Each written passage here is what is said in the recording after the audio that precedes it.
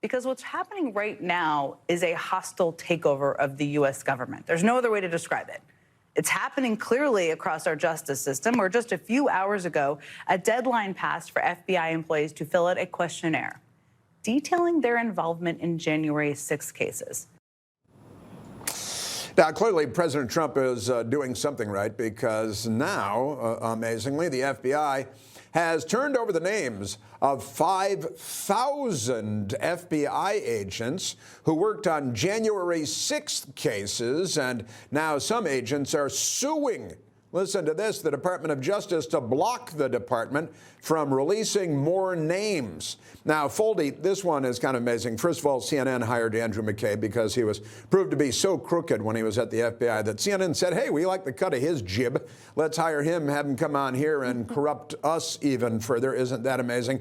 And now 5,000 FBI agents going after. How many thousands went after the Black Lives Matter rioters that burned our country from Seattle and Portland to Washington, D.C. and attacked the White House and torched the Church of the Presidents? No jail sentences for any of that. We've got to, and then they're whining, oh no, if I get fired, I'm going to lose my health insurance. Well, at least you're not in prison for, 22 years like Enrique Tarrio, who was in Baltimore on January 6th. I think it was probably thousands who were focusing on the things that you would traditionally associate, or at least hope that the FBI would be doing. And one of the things I think has been interesting with the Democrats' reaction to a lot of the Trump consolidation of agencies was at USAID, which again, when my mom was running it, did great work, but definitely has spent millions and millions of dollars on insane things when Samantha Power was in charge under Joe Biden. Right. Democrats showed up to a government agency in person. Do you understand how rare that is? These government agencies are basically completely empty. And I would love for the energy that Democrats have of having people show up in government agencies would affect the whole government. There's this March 31st deadline for government employees and some agencies to commit to coming in person or take the 8-month severance. We'll see what happens there. But it is a scandal that can never be covered enough, how understaffed and just completely vacant most buildings of the government in Washington, D.C. are. I'd like for Democrats to care about that a little more. Right, and Andrew McCabe thinks that we should all be concerned that, if they lose their jobs, it'll be hard for them to get new jobs with a new FBI. So Page and Strzok did everything they could to fix the problem and to spy on Trump. That's true. Remember, he told the girlfriend that we have other ways to stop him, and that he smells like customers at a Walmart. You can smell the Trump support. If everyone who gets fired gets treated like he did, but they each got $1 million in court. So this is one of the things the Trump administration has to be careful. I love what they're doing.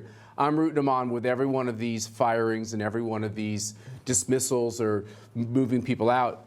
But Chris, they have due process. And they have a lot of power on their side, and we got to keep our eye on this ball and do it right, because a lot of them are going to get settlements.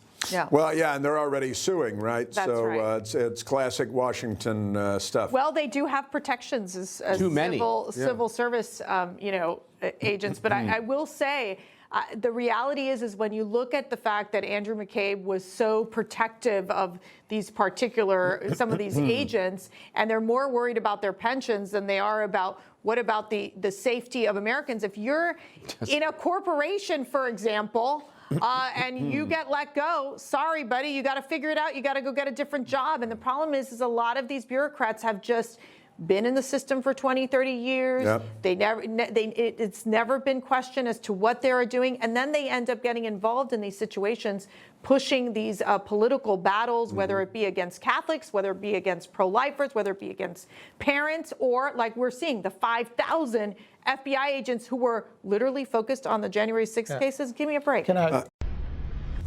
Information. Truth is freedom. Is Newsmax. It's real news for real people.